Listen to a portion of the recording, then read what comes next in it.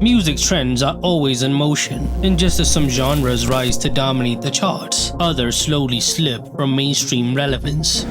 In this video, we'll look at genres that are fading from the spotlight. Electropop.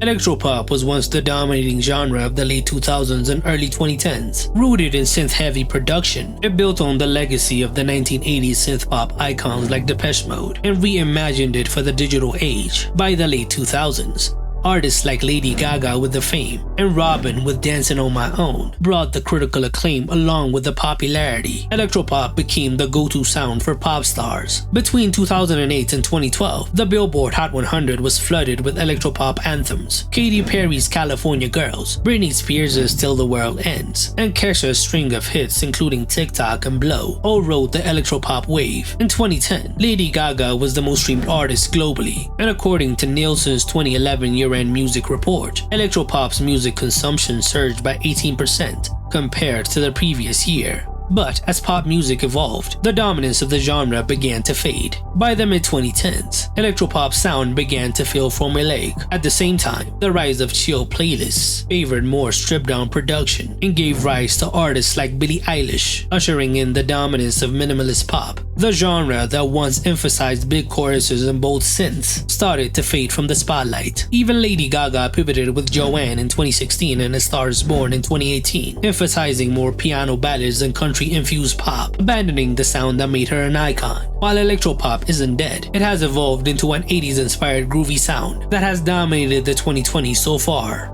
As pop continues to evolve, electropop stands as a genre that helped shape the era, but no longer defines the current one. Traditional R&B and soul. Once a cornerstone of American popular music, traditional R&B or soul played a pivotal role in shaping the sound of the 20th century. With its roots in gospel, blues, and jazz, soul music rose to prominence in the 1950s and 1960s through iconic artists like Aretha Franklin, Otis Redding, and Marvin Gaye. This genre gave us a lot of classics and even served as a cultural lifeline for Black expression during the Civil Rights era. In the 1980s and 1990s, the genre evolved into modern R&B, with stars like Whitney Houston, Boyz II Men, and Mariah Carey absolutely dominating the radio and the charts. But in the 2020s, this classic version of R&B has been pushed out of the mainstream. Statistically, traditional R&B has seen a sharp decline in market share, trailing behind hip-hop, pop, and Latin music. However, artists like SZA, Summer Walker, and Brent Faiyaz, who often blur the line between R&B and other genres, are keeping it alive. In the early 2000s, R&B reached its peak, even influencing pop music. Just listen to those NSYNC and Christina Aguilera hits from that era. They sound like R&B songs marketed with a white face. It is hard to find specific sales data for the genre, as it is always bundled in with hip-hop. But in the late 2000s, it really started to decline. As artists like Drake blurred the line between R&B and hip-hop, it was hard for pure R&B artists to thrive. There have been critically acclaimed artists that do traditional R&B, like Leon Bridges, PJ Morton, and Anderson .Paak, but they often struggle to gain radio airplay unless they feature a pop or hip-hop crossover. The decline of traditional R&B in the mainstream doesn't reflect a lack of talent or artistic output. It just shows a shift in marketing. In an era ruled by algorithms, nobody has the patience for a slow R&B song anymore. And even if they are interested, they just listen to the old hits, not really new artists, and that's killing the genre. Even though R&B songs sometimes become mainstream hits, like Leon Thomas's Mutt this year, R&B's time as a chart-dominating genre has passed. Rock.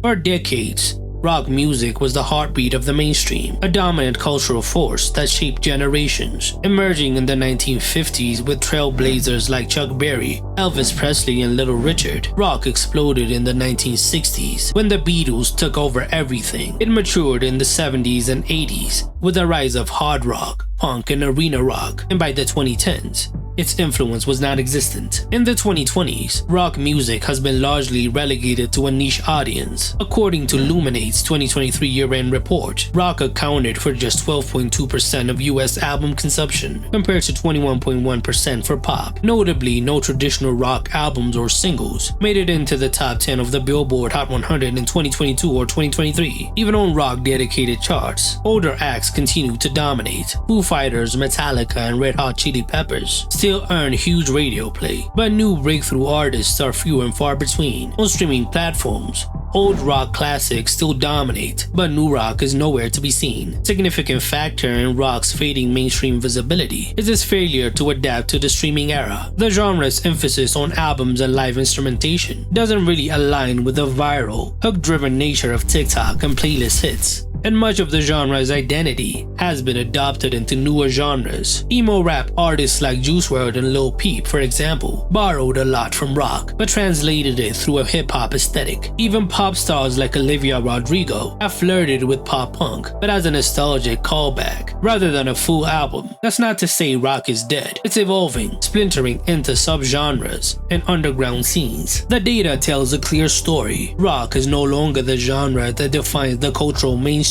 This year, the British rock band Sleep Token brought the genre back to the charts with their new album Even in Arcadia, but we'll have to see if that starts a big movement. Trap hip-hop.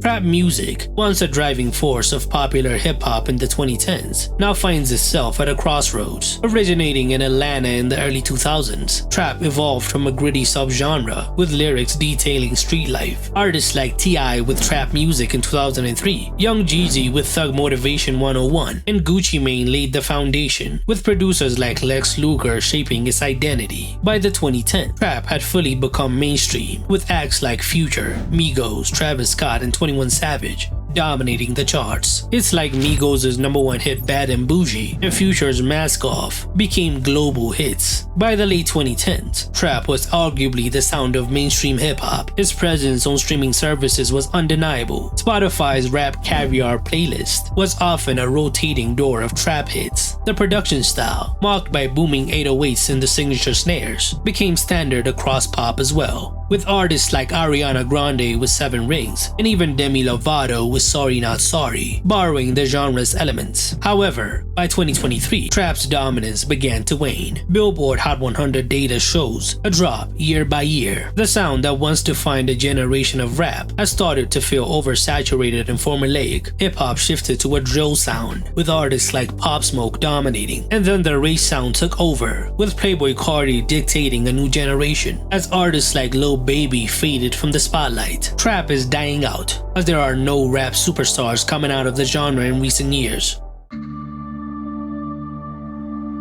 EDM.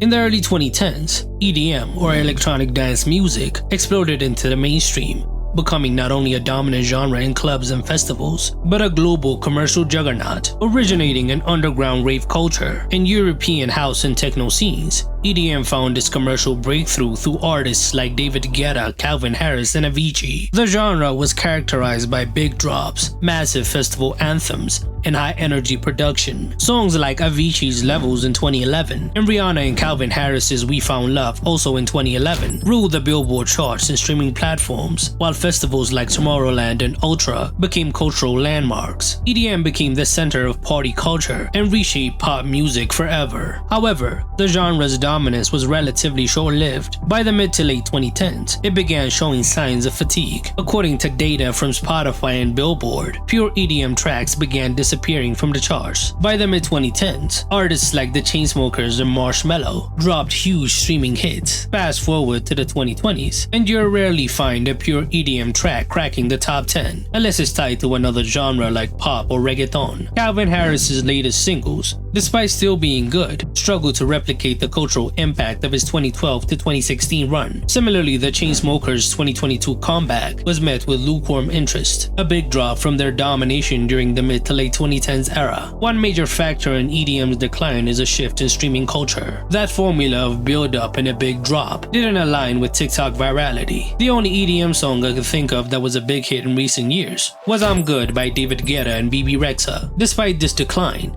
EDM hasn't vanished. It is still popular at festivals and party towns. Artists like Fred Again and Peggy Gou are injecting fresh energy into the space by blending classic rave aesthetics with different genres. The genre's time as a chart-dominating force seems to be over. As of 2024, Billboard's year-end Hot 100 featured no traditional EDM tracks, with only Miles on It by Marshmello and Kane Brown making the top 100. The genre's fall from mainstream grace is a classic case of burning fast and bright and fading as quickly as it rose. Which fading genres did I miss?